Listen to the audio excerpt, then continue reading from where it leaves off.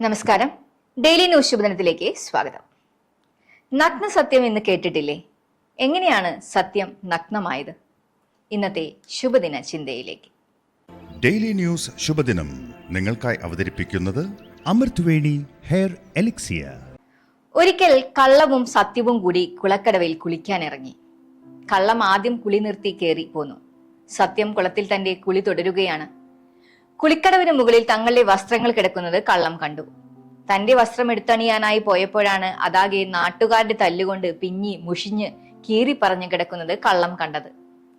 തൊട്ടപ്പുറത്താകട്ടെ സത്യത്തിന്റെ വസ്ത്രം കിടക്കുന്നുമുണ്ട്. കള്ളം സത്യത്തിന്റെ വസ്ത്രമണിഞ്ഞ് പുറത്തേക്ക് പോയി. സത്യമാകട്ടെ കുളി കഴിഞ്ഞ് വസ്ത്രമെടുക്കാൻ വന്നപ്പോൾ അവിടെ കള്ളത്തിന്റെ വസ്ത്രം മാത്രമേയുള്ളൂ. അതാണെങ്കിൽ തനിക്ക് അണിയാനും സാധിക്കില്ല. കള്ളം തന്റെ വസ്ത്രമെടുത്ത് ധരിച്ചാണ് പോയതെന്ന് സത്യത്തില് മനസ്സിലായി.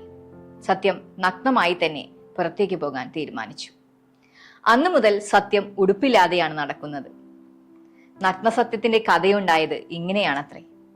അതെ, സത്യം ശരിക്കും നഗ്നമാണ്. കള്ളം പലപ്പോഴും സത്യത്തിന്റെ ഉടുപ്പണിഞ്ഞ് നമ്മെ പറ്റിക്കാൻ ശ്രമിക്കുന്നതാണ്.